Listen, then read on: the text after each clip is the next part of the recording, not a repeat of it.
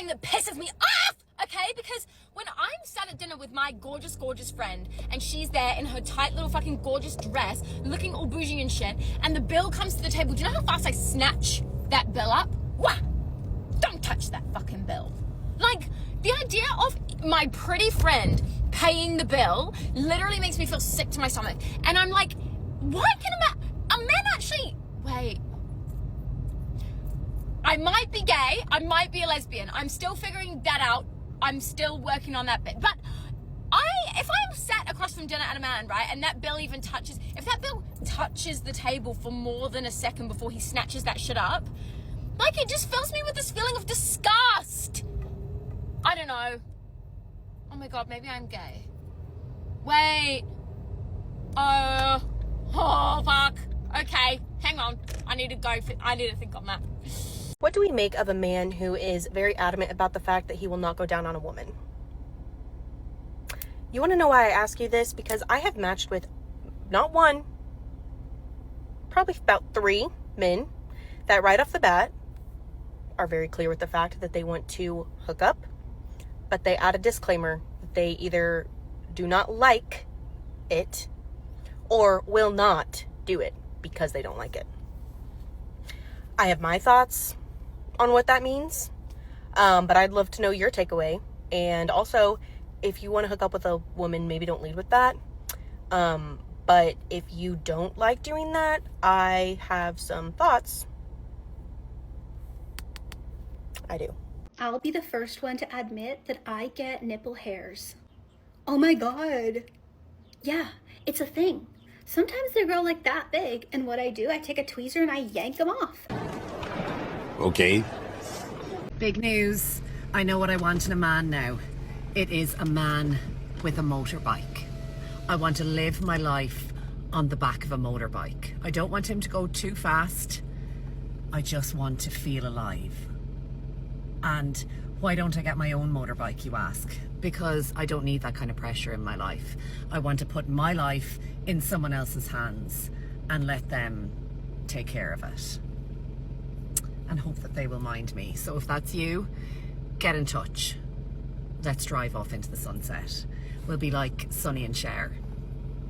Oh my God, fab. Okay guys, date debrief. If you're new here, I go on Hinge dates every now and then I give you guys the full fucking scoop, the rundown. You're welcome. So I pull up to the bar. He's already in there. He's sitting at a table. I walk in, give him a hug. Immediately, I'm like, I know what kind of guy this is. Now, to preface, he was very sweet, very present, a perfect gentleman, picked up the tab, like checked off all those boxes. But this is the kind of guy, he's cute as fuck, this man. Oh my God, handsome as fuck. He had the tattoos, he had the rings on, he had the ears pierced, he had like the whole thing going on. This is the kind of guy, the kind of straight man that knows he's cute as fuck. That's my fucking problem, because a straight man they can never know. They can never know. And if they know, they can't act like they know that they're cute, if that makes sense. Because it's like when a woman knows she's gorgeous, it's like, well, yeah, that's women run the fucking universe. Like, of course a woman can know that. Like, that's cute and fun. When a straight man knows, it's like, ooh, what are we doing? Like, what are we doing? You know what I mean? So I got the vibe that he dates a lot of women. Nothing wrong with that. He has a lot of like good qualities. He lives in the city. He has his own place. He has a good job. So it's like, I just got the vibe that he dates a lot and that a lot of women swoon over him.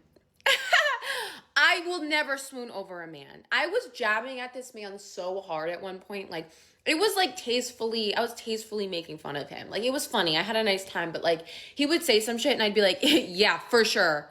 For sure. And I had this man cracking the fuck up. Because I don't know if women like jab at him a lot. Like, he dates a lot. I think I got a little bit of player vibes from him. He's just the kind of straight man that knows he's a cutie pie. This man's handsome as fuck, but like, he knows it. That was my reservation with him. One of the reasons I could never, well, a few of the reasons I could never be on Love Island besides being too old is that you'd be able to see my pussy through my bikini like all the time, you know? Like, I got one of those, you know what I mean? And also because I got like bad hemorrhoids, and I know you'd be able to, like, you can't be in a bikini all the time with like bad hemorrhoids and a big pussy, you know? It just wouldn't, I would be so self-conscious. I wouldn't be able to do it, you know? And if I got into like one of those water wrestling challenges, like who knows what would even come out. But it'd be one or both of those things and it wouldn't be good. She claims she's too self-conscious to wear a bikini on television, yet she has absolutely no shame detailing her hemorrhoids to thousands of strangers online, trading her basic dignity for cheap internet attention. Nasty bitch. She's basing her entire argument on the shallow belief that looking gorgeous is a currency that automatically earns a free meal. She is literally saying human value is transactional, meaning if you look pretty enough, someone else should foot the bill. The absolute hypocrisy is that while she is capable of immense generosity toward her attractive friend, she chooses to bring a cold, hostile entitlement to her dates.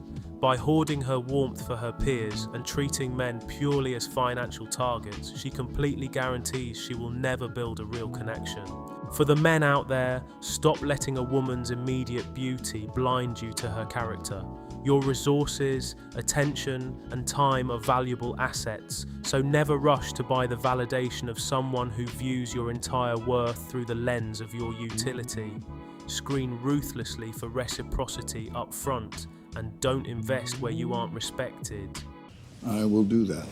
Thanks. She wants a no-strings-attached arrangement, yet she is outraged that a man would have the audacity to say no to a specific act he dislikes. The blatant hypocrisy is that women constantly champion the right to enthusiastic consent and bodily autonomy, but the second a man enforces those exact same boundaries for himself, she treats it like a psychological defect. She needs to understand that boundaries are a two-way street.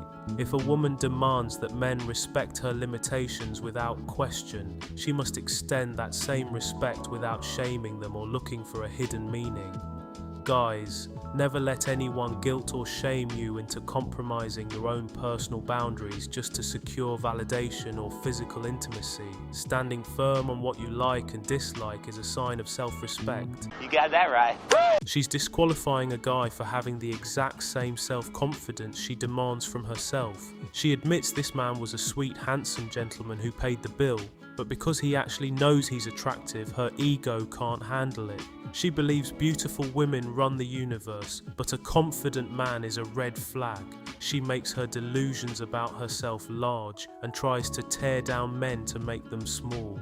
She needs to realize that attacking a man's confidence to soothe her own insecurity is a toxic trap that will leave her single. A great relationship requires mutual admiration, not tearing a partner down to feel superior. Guys, hold your frame, know your worth, and walk away from anyone who views your self-respect as a threat. Of course! Real men of genius.